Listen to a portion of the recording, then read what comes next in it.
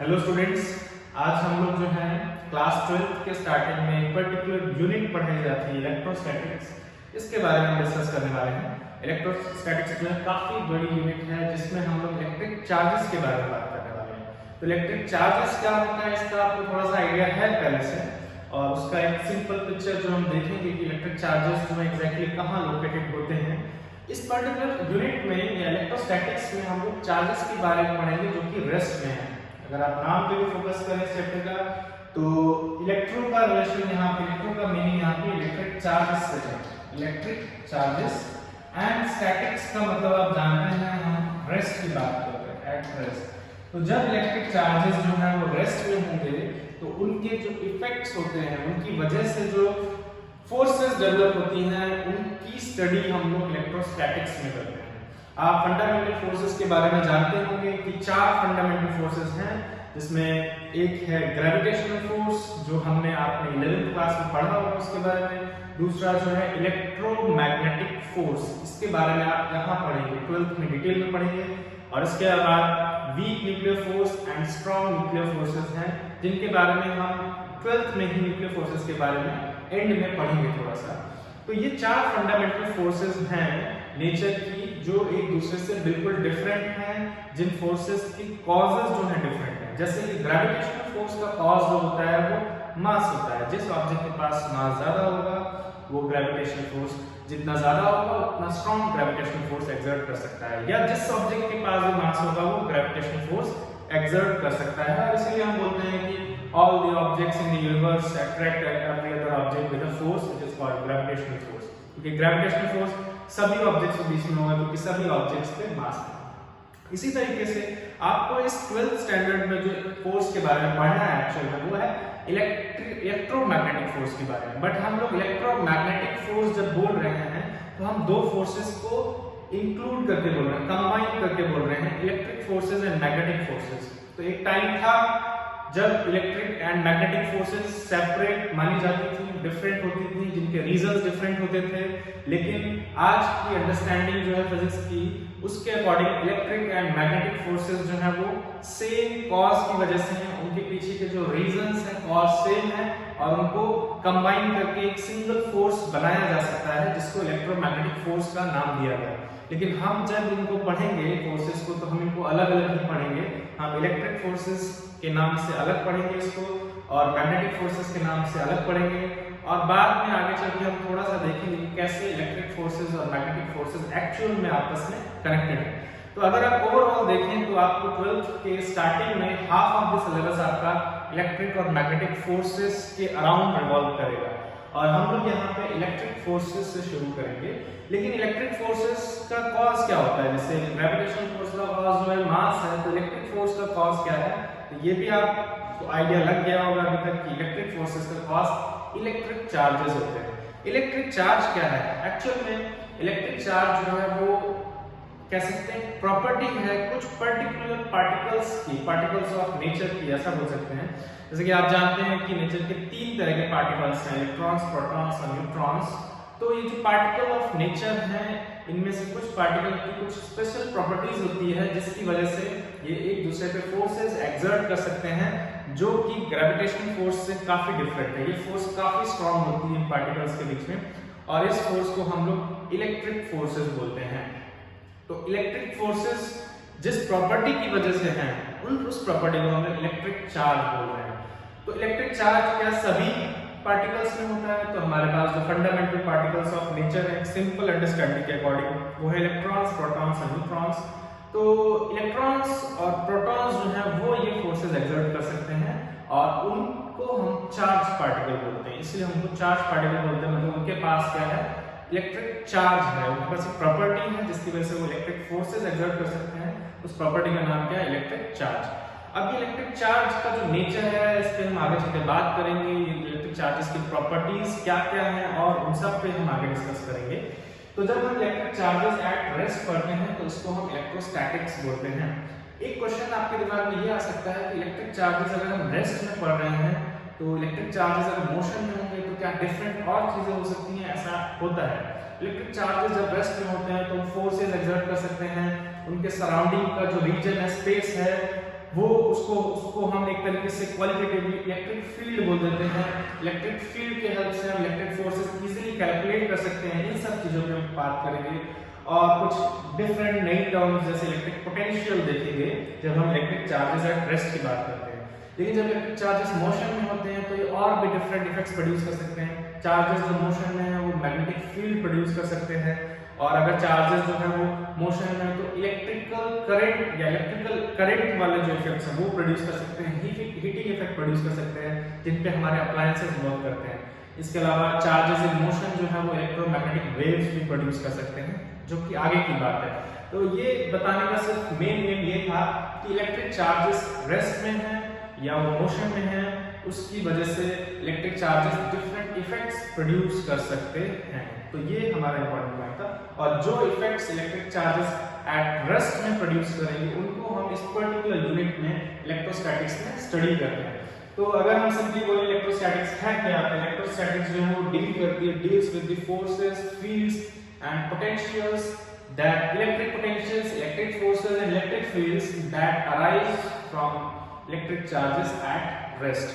हो सकता है इस पर्टिकुलर लाइन का आपको मीनिंग अच्छे से क्लियर ना हुआ हो, और वो होगा भी नहीं क्योंकि अभी तक हमने इलेक्ट्रिक पोटेंशियल और इलेक्ट्रिक फील्ड को पढ़ा नहीं है। ठीक है, जब आप पढ़ेंगे तो आपको बाद में समझ में आएगा कि हम ऐसा क्यों बोल रहे हैं, बट आपको एक रफ आइडिया मिल गया होगा।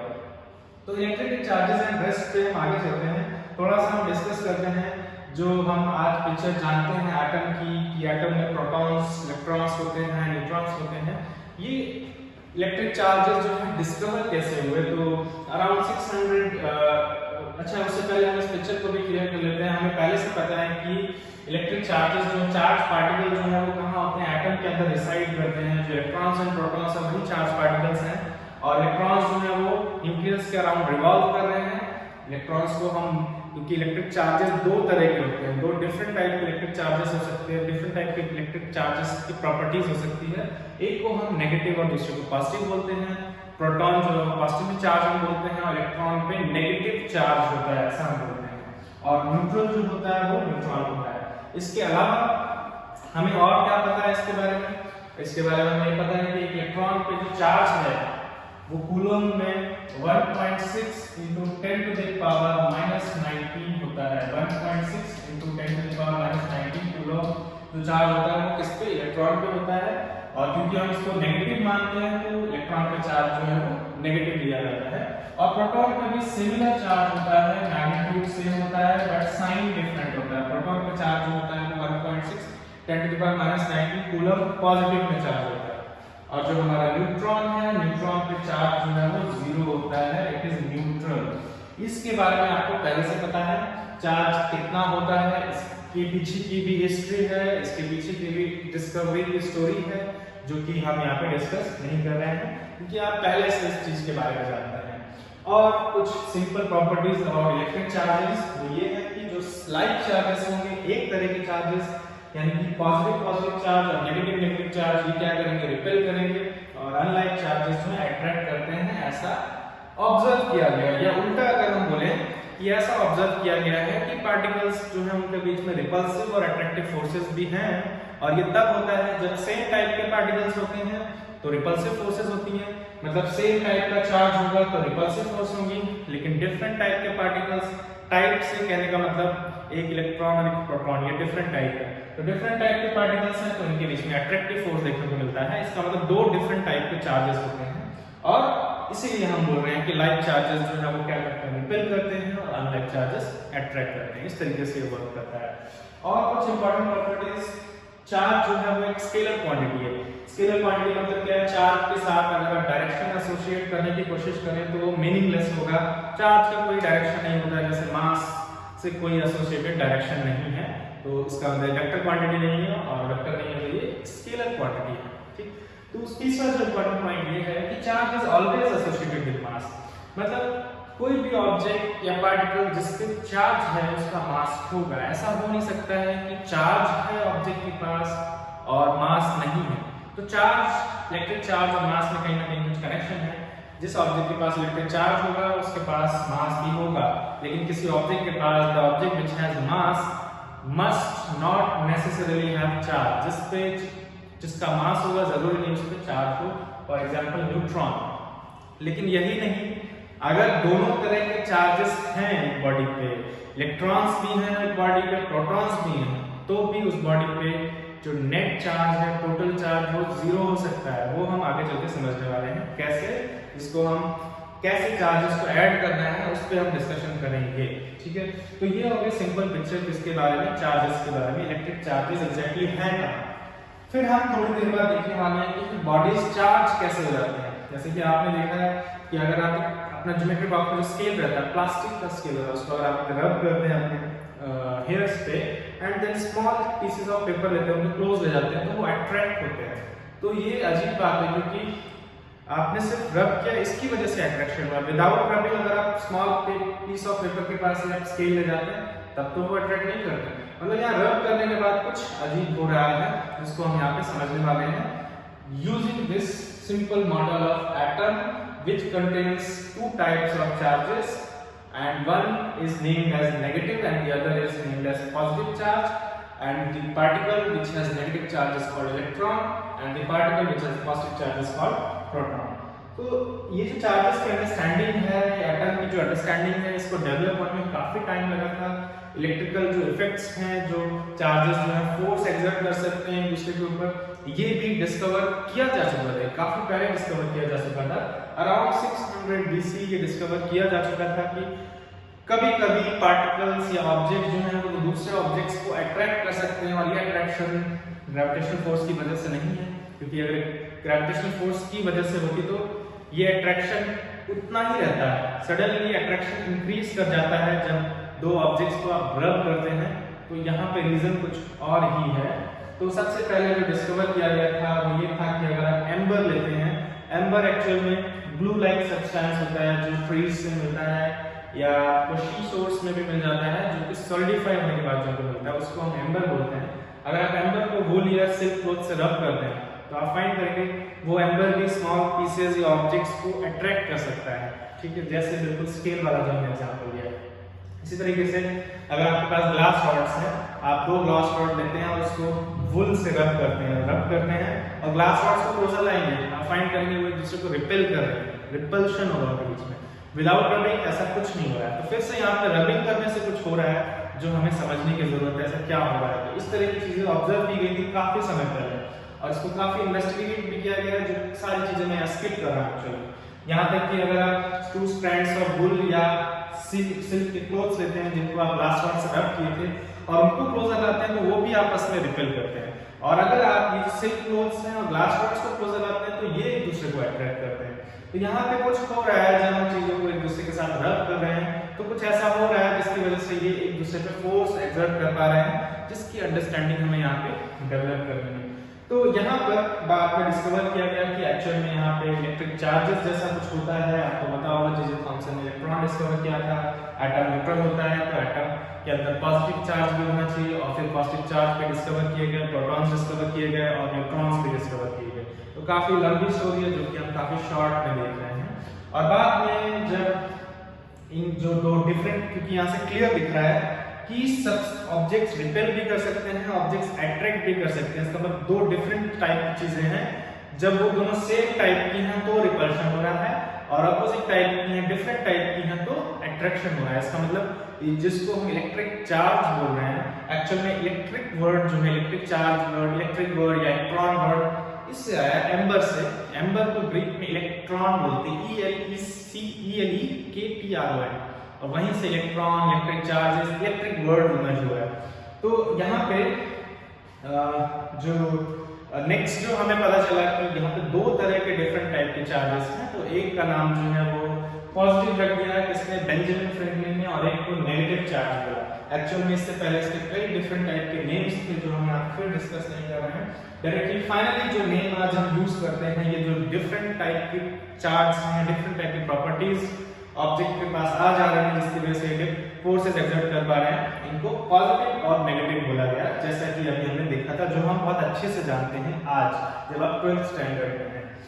तो तो हम आगे चलते हैं सीधे। हमने कुछ बेसिक प्रॉपर्टीज देखी इलेक्ट्रिक चार्जेस की और एक छोटा सा डिस्कवरी ऑफ इलेक्ट्रिक चार्जेस का इंट्रोडक्शन देखा। एक्चुअली में काफी लंबी स्टोरी है जिसको आप स्टडी कर सकते हैं, और अगर आपका इंटरेस्ट है आपको बुक्स में मिल जाएंगी पूरी स्टोरीज की किस तरीके से हुआ है। ये रफ एक आपको आइडिया मिल जाए, जैसे कि हमें डायरेक्टली नहीं पता लगा कि इलेक्ट्रॉन्स प्रोटॉन्स होते हैं, पहले तो हमने इनके इफेक्ट्स देखना शुरू किए, लेकिन अभी तक हमें ये नहीं क्लियर हुआ है कि ये रबिंग करने से कैसे एक दूसरे पर फोर्स एक्सर्ट कर पा रहे हैं। वो तो हमें पता है कि इलेक्ट्रॉन्स और प्रोटॉन्स जो है एक दूसरे को अट्रैक्ट कर सकते हैं और इलेक्ट्रॉन प्रोटॉन्स रिपेल कर सकते हैं, बट ये रबिंग से ऐसा क्या हो रहा है, क्या ये डिफरेंट है उस फोर्स से?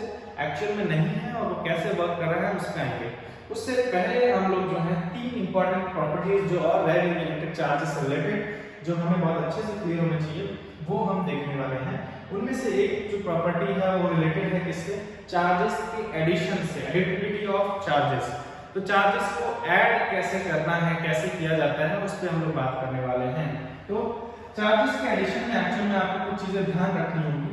वो ये है कि सपोज आपके पास किसी बॉडी पे सपोज चार्जेस हैं, डिफरेंट अमाउंट ऑफ चार्जेस हैं डिफरेंट लोकेशंस पे, जैसे कि मान लेते हैं कि ऐसा करते हैं, इस बॉडी पे मान लेते हैं 10 इलेक्ट्रॉन्स हैं, 10 इलेक्ट्रॉन्स हैं और 5 प्रोटॉन्स हैं, 5 प्रोटॉन्स हैं। तो अगर पूछा जाए कि ये जो 10 electrons and 5 protons total charge कितना क्रिएट करेंगे, टोटल चार्ज कितना होगा, क्योंकि टोटल चार्ज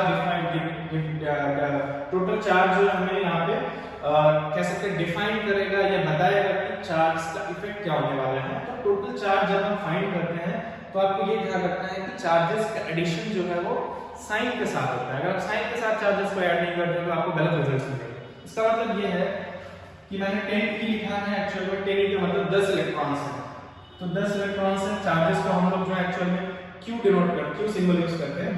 तो मान लेते हैं मैं फर्स्ट चार्ज लिख रहा हूं जो इलेक्ट्रॉन की वजह से, उसको मैं Q1 लिख रहा हूं। Q1 कितना है? 10 इलेक्ट्रॉन्स का जो चार्ज है।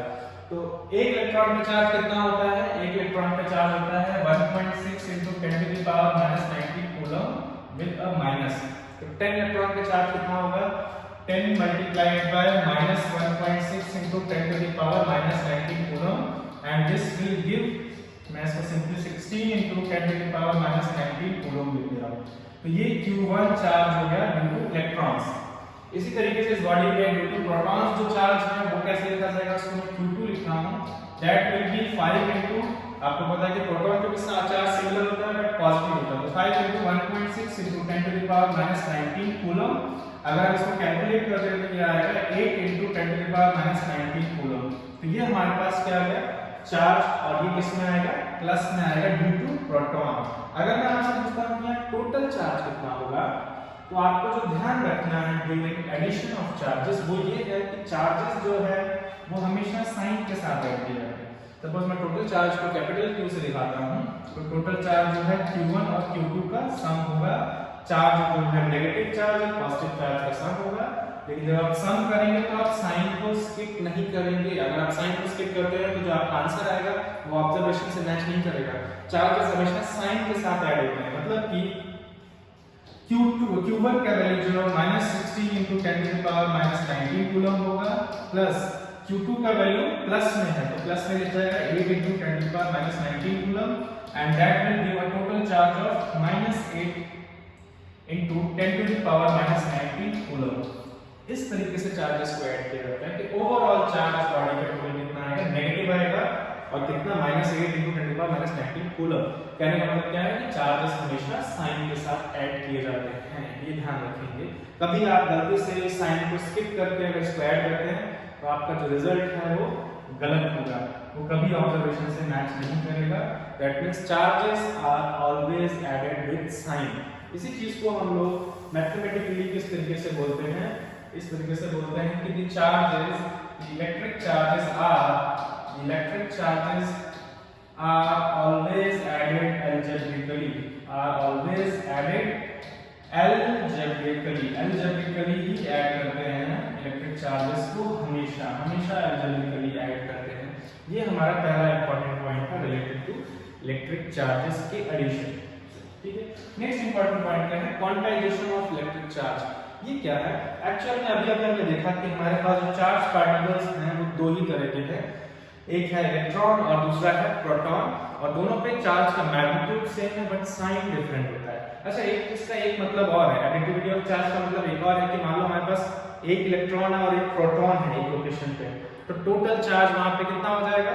वहां पे टोटल चार्ज 0 हो जाएगा। भले ही यहाँ पे इलेक्ट्रॉन और प्रोटॉन है, बट इलेक्ट्रॉन पे जितना चार्ज है प्रोटॉन पे भी उतना ही चार्ज है, दोनों का साइन अपोजिट है, तो नेट चार्ज 0 हो जाएगा। अगर हमारे पास दो इलेक्ट्रॉन्स हैं और दो प्रोटॉन्स हैं तो उनकी वजह से नेट चार्ज फिर से 0 होगा। 4 इलेक्ट्रॉन्स है 4 प्रोटॉन्स है, नेट चार्ज 0 होगा। इस तरीके से वर्क करता है एडिशन ऑफ चार्जेस, तो ये ध्यान रखना। दूसरा है क्वांटाइजेशन ऑफ इलेक्ट्रिक चार्ज। इसका मीनिंग क्या है? तो जैसे कि हमारे पास दो ही तरह के इलेक्ट्रिक चार्ज पार्टिकल्स हैं, इलेक्ट्रॉन्स और प्रोटॉन्स। तो अगर हम बोलते हैं कि सपोज मैं यहाँ पर एक इलेक्ट्रॉन को रख देता हूँ, तो इसकी वजह से चार्ज कितना आएगा यहाँ पे? -1.6 × 10⁻⁻⁹ कूलम। सपोज नेक्स्ट मैं इस चार्ज को इंक्रीज करना चाहता हूँ, साइन की बात, साइन किस क्या बता रहा है? डिफरेंट टाइप का चार्ज। इसको मैथमेटिकली ये नहीं समझना है कि कम है, माइनस का मतलब यहाँ पे कम नहीं है, माइनस का मतलब यहाँ पे एक डिफरेंट टाइप का चार्ज है, देखना पोलैरिटी के बारे में। तो नेक्स्ट जो चार्ज है 1 - 1.6 × 10⁻⁹ कूलम के बाद नेक्स्ट मैं अगर चार्ज इंक्रीज करना चाहता हूँ तो मिनिमम इंक्रीज कितना कर सकता हूँ मैं? मिनिमम इंक्रीज में 2 इलेक्ट्रॉन्स का बना सकता हूँ, and that will give a charge of -3.2 × 10⁻⁻19 coulomb. इस तरीके से इसके बाद नेक्स्ट मिनिमम इंक्रीज में क्या कर सकता हूँ? वो ये है 3 इलेक्ट्रॉन्स कर सकता हूँ, और वो हो जाएगा -4.8 × 10⁻⁻19 कूलम। इस तरीके से चार्जेस जो है वो मैं मिनिमम चार्जेस जो है बढ़ा, इस तरीके से मिनिमम ऐसा बोल सकते हैं कि मिनिमम चार्ज जो एग्जिस्ट करेगा वो कितना होगा? जो स्मॉलेस्ट यूनिट ऑफ चार्ज है, स्मॉलेस्ट यूनिट ऑफ चार्ज है वो ये होगा, यूनिट ऑफ इलेक्ट्रिक चार्ज। उसकी वैल्यू कितनी है? वो है 1.6 × 10⁻⁻19 कूलम। इससे स्मॉल चार्ज नहीं एग्जिस्ट करता है। इससे स्मॉल चार्ज का मतलब आप, क्योंकि एक इलेक्ट्रॉन से छोटा चार्ज एग्जिस्ट करता ही नहीं, कोई और पार्टिकल है नहीं जो इलेक्ट्रॉन से कम चार्ज रखता हो।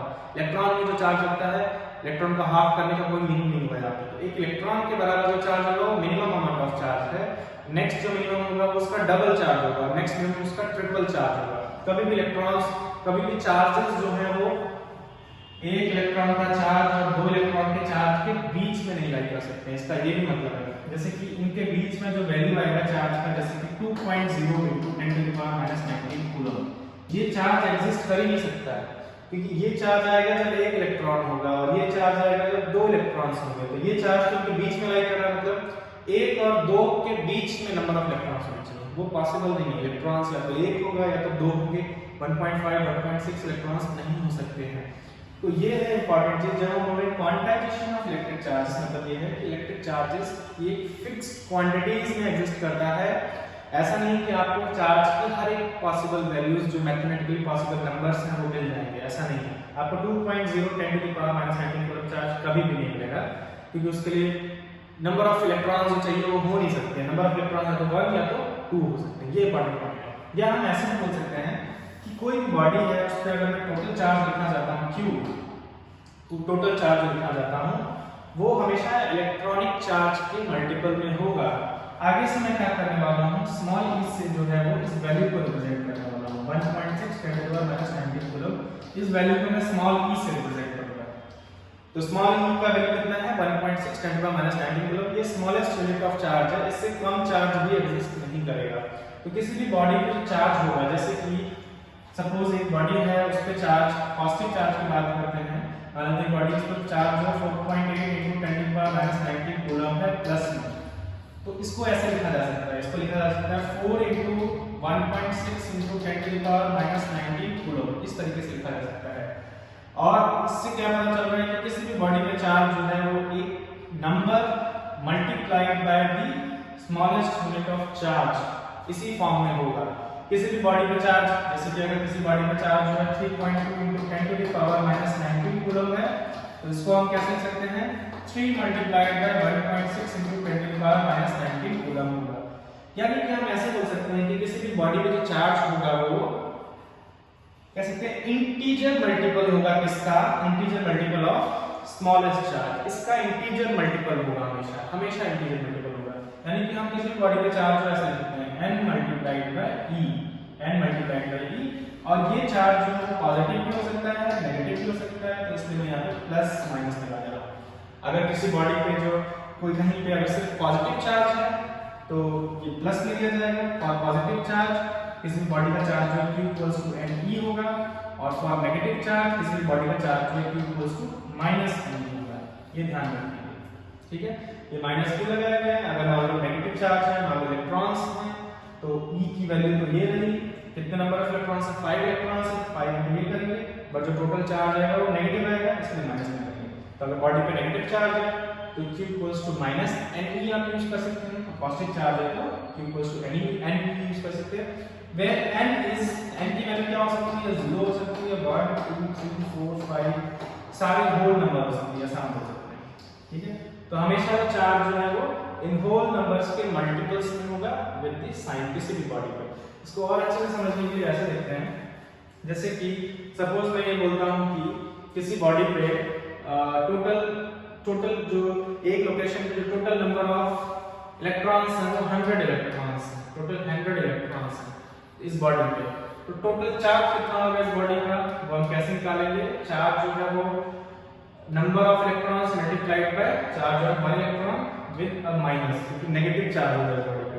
तो वो कैसे निकलेगा? माइनस, इसका वैल्यू कितना है? 100 है, और ये electron 1.6 into 10 to the power minus 90 coulomb है, और यहाँ से वैल्यू कैलकुलेट करने के बाद आएगा -1.6 10 to the power minus 17 coulomb. ये आ गया हमारा total charge on the body. इस तरीके से आप इस फॉर्मूले से total charge on the body निकाल सकते हैं, अगर आपको नंबर ऑफ चार्ज पार्टिकल कितने हैं एक्स्ट्रा उस बॉडी में ये पता हो। और इसको हम उल्टे तरीके से भी यूज कर सकते हैं। अगर हमसे बोल दिया जाए कि a body has a total charge of suppose 1.6 into 10 to the power minus 12 coulomb, एक बॉडी का टोटल चार्ज इतना है और ये पॉजिटिव है, then find the number of protons, find the number of protons, कितने नंबर ऑफ प्रोटॉन्स ये charge को कंट्रीब्यूट करेंगे, इतना चार्ज बनाएंगे। तो कैसे फाइंड करेंगे? let the number of proton is n, then q is total charge is always n times the smallest charge, इसके बराबर होता है। तो नंबर ऑफ प्रोटॉन्स कितने होंगे? टोटल चार्ज को हम एक प्रोटॉन के चार्ज से अगर डिवाइड कर दें, ये प्लस में लिया जाएगा, तो टोटल चार्ज कितना है? 1.6 10 to the power minus 12। इसको अगर हम लोग 1.6 10 to the power minus 19 से डिवाइड करते हैं तो हमें जो आंसर मिलेगा वो आएगा 10 to the power 7 प्रोटॉन्स। और यहाँ से हमें मिल गया कि इस बॉडी पे अगर 10 to the power 7 प्रोटॉन्स हैं तो वो 1.6 10 to the power minus 12 coulomb के चार्ज के इक्विवेलेंट होंगे। इस तरीके से इवॉल्व करेगा। तो चार्ज इज ऑलवेज क्वांटाइज्ड, ऐसा नहीं है कि चार्ज जो है वो सारी वैल्यूज मिलेगी, फिक्स्ड क्वांटिटीज ही एग्जिस्ट कर सकती हैं चार्जेस की, ये काफी इंपॉर्टेंट पॉइंट है। तो ये हो गया इसके बारे में, क्वांटाइजेशन ऑफ चार्ज के बारे में। और जो हमारा लास्ट यहाँ पे इंपॉर्टेंट पॉइंट है वो है कंजर्वेशन ऑफ चार्ज। वो ये है कि जिस तरीके से हमने आज तक देखा है कि एनर्जी जो है टोटल एनर्जी कंजर्व रहती है, टोटल मास कंजर्व रहता है, इसी तरीके से total amount of mass is charges is always conserve. Universe में टोटल अमाउंट ऑफ चार्जेस है, मतलब पॉजिटिव चार्ज जितना भी है और नेगेटिव चार्ज उसका एल्जेब्रिक सम, उसका वैल्यू फिक्स्ड है, total amount of charge fixed है। तो ना तो चार्ज कभी डिस्ट्रॉय होगा, चार्ज ना क्रिएट किया जा सकता, एक्चुअल में नेट चार्ज जो है वो क्रिएट नहीं किया जा सकता है, नेट चार्ज हमेशा फिक्स होगा। जैसे कि मान लेते हैं एक हमारी यूनिवर्स में सपोज बहुत सिंपल सा एग्जांपल है कि टोटल जो है एक यूनिवर्स है, छोटा सा 100 इलेक्ट्रॉन्स हैं और सपोज 200 प्रोटॉन्स है, 200 प्रोटॉन्स है, तो इसका जो नेट चार्ज आएगा वो आप आइडिया लगा सकते हो 100 इलेक्ट्रॉन का आएगा। नेट चार्ज कितना होगा? सॉरी 100 प्रोटॉन्स का होगा, क्योंकि 100 इलेक्ट्रॉन्स और 100 प्रोटॉन्स का नेट चार्ज 0 हो जाएगा, बचा कितना? 100 प्रोटॉन्स। तो नेट चार्ज जो है वो किसका होगा? 100 प्रोटॉन्स का होगा हमेशा। अब 100 प्रोटॉन्स का जो नेट चार्ज है ये कंजर्व रहेगा, ये कहा जा रहा है, मतलब इस बॉडी पे जो टोटल चार्ज होगा कितना होगा? 100 multiplied by 1.6 10 to the power minus 90 coulomb ये होगा, और ये फिक्स रहेगा। इसकी वैल्यू लिखेंगे तो 1.6 10 to the power minus 17 coulomb ये चार्ज रहेगा इस पर्टिकुलर रीजन में, ये हमेशा फिक्स रहेगा। आप नेट चार्ज ना तो इंक्रीज कर सकते हैं ना ही नेट चार्ज डिक्रीज कर सकते हैं। आप ये कर सकते हैं कि इस रीजन से चार्ज को इस रीजन में ट्रांसफर कर सकते हैं। जैसे यहाँ पे 100 इलेक्ट्रॉन्स है तो मैं यहाँ पे 98 इलेक्ट्रॉन देता हूँ और 2 इलेक्ट्रॉन्स यहाँ पे इस रीजन में ट्रांसफर होगा। लेकिन टोटल चार्ज अभी भी कितना है, वही है। यहाँ तक कि एक स्पेशल चीज और है, इस लॉ के अकॉर्डिंग हम नेगेटिव और positive charge, equal amount of negative charge और पॉजिटिव चार्ज क्रिएट कर सकते हैं, लेकिन नेट चार्ज जीरो ही रहेगा। मतलब अगर मान लो मैं यहाँ पे एक्स्ट्रा इलेक्ट्रॉन्स लेकर आता हूँ, एक इलेक्ट्रॉन एक्स्ट्रा ऐड करता हूँ और मैं यहाँ पे इलेक्ट्रॉन प्रोटॉन ऐड करता हूँ, तो अभी भी टोटल चार्ज कितना है, यही होगा, क्योंकि इनका सम जो है जीरो आएगा। तो आप चार्जेस क्रिएट कर सकते हैं पेयर्स में, एक पॉजिटिव चार्ज और same amount of negative charge, ये क्रिएट किया जा सकता है, ये पॉसिबल है और ये कहीं ऑब्जर्व भी किया गया, बट इनका सम तो फिर भी जीरो ही है। मतलब नेट चार्ज हमेशा क्या रहेगा, कंजर्व रहेगा। ये इंपॉर्टेंट पॉइंट है। तो कंजर्वेशन ऑफ चार्ज किससे डील करता है, that net charge is always conserve, simply हम बोल सकते हैं is always conserve. Net charge of the universe of or an isolated system is always conserve.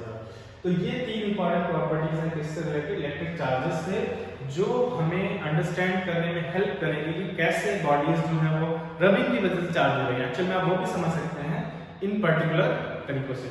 तो इसके अलावा जो हमने तीन प्रॉपर्टीज पहले देखी थी कि लाइट चार्जेस रिपेल करते हैं, लाइट चार्जेस अट्रैक्ट करते हैं, इलेक्ट्रिक चार्जेस स्केलर क्वांटिटी और चार्ज हमेशा मास से एसोसिएटेड होता है। ये था इलेक्ट्रिक चार्जेस के बारे में। हम लोग जो है नेक्स्ट लेक्चर में देखेंगे कैसे वहां पर जो एम्बर वाला एग्जांपल था, ग्लास था, जो चार्ज हो जा रहा था वो एक दूसरे को रिपेल करते हैं, ऐसे कैसे पॉसिबल है, किसके बेसिस पे जो हमने देखा इलेक्ट्रिक चार्ज के बारे में, जो हमने अंडरस्टैंडिंग डेवलप की। और फिर हम कुछ क्वेश्चंस भी करेंगे जिनमें हम ये सारी चीजों को अप्लाई करके देखेंगे, तो वो हम नेक्स्ट क्लास में करेंगे।